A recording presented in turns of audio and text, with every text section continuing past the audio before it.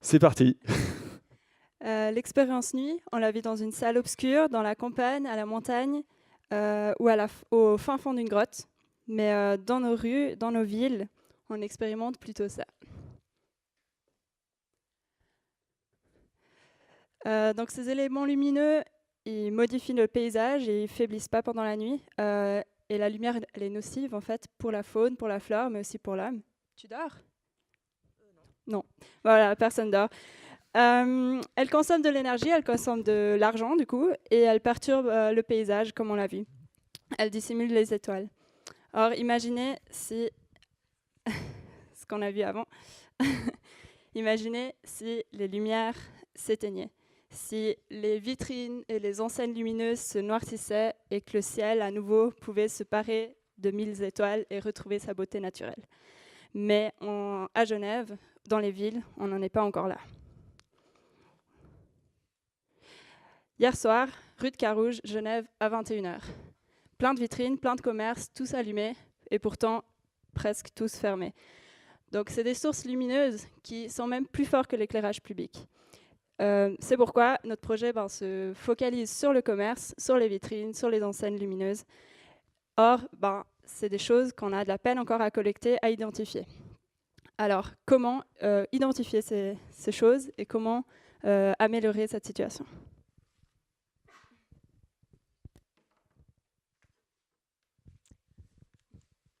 Alors, Paul et Tim ont passé une bonne soirée entre amis à l'école de médecine, enfin dans la rue de l'école de médecine. Il est 2h du matin quand ils sortent. Toutes les vitrines sont éclairées, aucun magasin n'est ouvert. Pensez-vous vraiment qu'ils soient réceptifs à cette sollicitation en fait commerciale? Pas sûr. Martine, elle, en fait, elle compte pas ses heures. Hein, il est 8h du soir. Elle rêve de passer une bonne soirée tranquille. Elle rêve surtout d'avoir un sommeil profond. Elle habite au premier étage.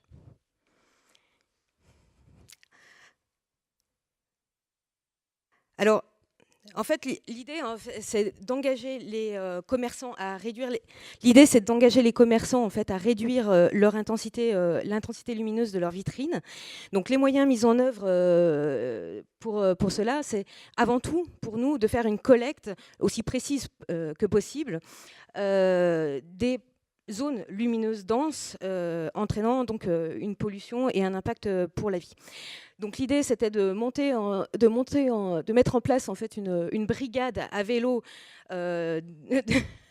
Oui. Une brigade à vélo qui puisse qui soit donc sensibilisée, formée et donc faire un recollement photographique sur une base cartographique de ces zones denses de luminosité dense. Donc, photo géoréférencée, c'est des moyens qui sont faciles à mettre en œuvre, peu coûteux. Et donc, ça nous servirait à quoi? Donc, déjà, à avoir un bilan très précis des zones à cibler pour faire de la sensibilisation et de la communication. Donc, là, au niveau des moyens qui seraient mis en œuvre, ça serait des moyens tout simples. On n'est pas dans les applications ni quoi que ce soit, mais plutôt sur quelque chose de grand public et d'accès cible sur l'espace public. Donc, distribution de flyers, tout simplement, chez les commerçants concernés, en apportant le discours qui va avec de sensibilisation.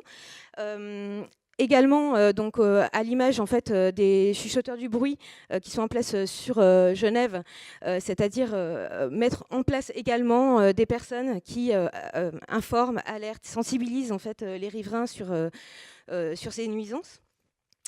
Également mettre en place des apéros de nuit dans les quartiers. Donc apéros, donc ça veut dire commerçants, citoyens, usagers de la ville qui se regroupent et qui partagent une expérience différente. Donc peu de lumière et donc peut-être une sensibilité et une approche aux choses, au goût, à l'univers urbain qui soit différent. On pensait notamment par exemple au sentiment sécuritaire. C'est-à-dire démontrer que c'est pas parce qu'il n'y a pas de lumière qu'on n'est pas en sécurité.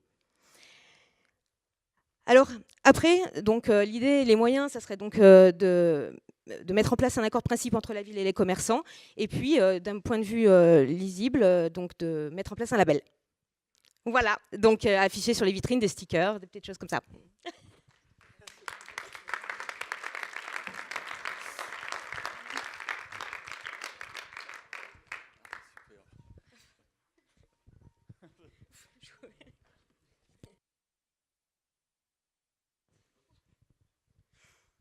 Des questions, le jury? Oui, Olivier. Oui, j'ai toujours une question dans tous les points, c'est économiquement, comment est-ce que vous supportez les choses? Parce qu'il y a bien des projets autres, c'est génial, mais à un moment donné, il y a une fonction économique qui doit être là. Et voilà. Enfin, j'ai déjà eu ça les 3 posés avant, mais je ne voulais pas poser chaque fois la question, et là, je vous la pose. Parce que les idées, c'est toujours bien, mais il y a un air de la guerre. C'est-à-dire le financement de Oui. cette opération. Oui. Alors, je pense que le premier financement dans le premier, si on revient là juste vite fait, c'est de l'identification. Je pense que ça, c'est vraiment la ville de Genève qui doit engager cette prise de photos géoréférencées avec engager sur différents quartiers, enfin, peut-être déjà faire un premier quartier test.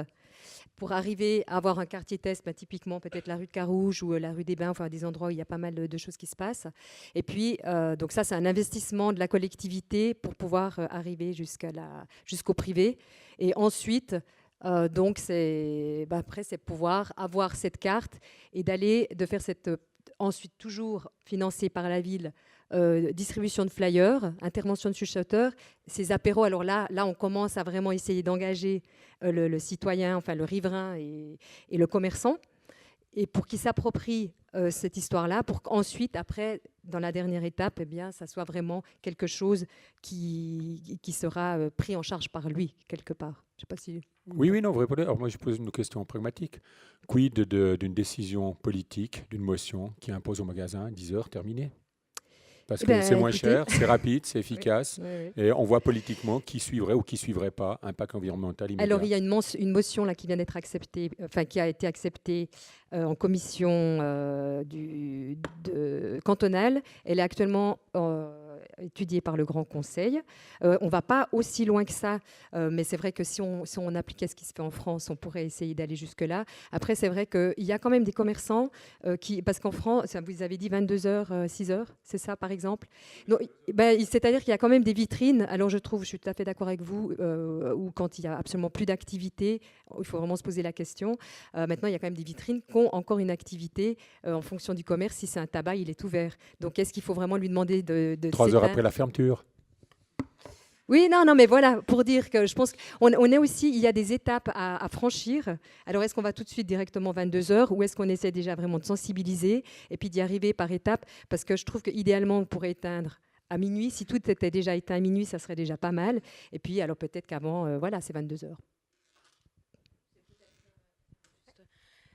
C'est peut-être également plus long à mettre en œuvre, c'est-à-dire changer les réglementations, ça prend un certain temps.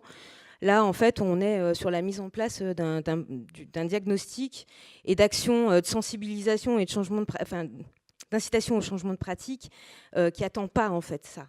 Et on n'a pas le temps d'attendre en fait. Donc effectivement, ça peut être fait en parallèle, mais... Une dernière question, rapide. Ah, vas-y. Moi, c'est pas une question, mais il faut juste enlever mon nom des slides. C'est gentil. J'ai fait mon rôle de mentor, mais pas plus. Justement, pas de corruption, rien du tout. Effectivement, je ne connaissais pas du tout votre rôle, donc désolée. Et il faudrait le remplacer par celui de Fruzuna Omolka, qui, elle, nous a aussi accompagnés pendant cette démarche. Donc voilà, merci. Ok, bon alors. Merci bien.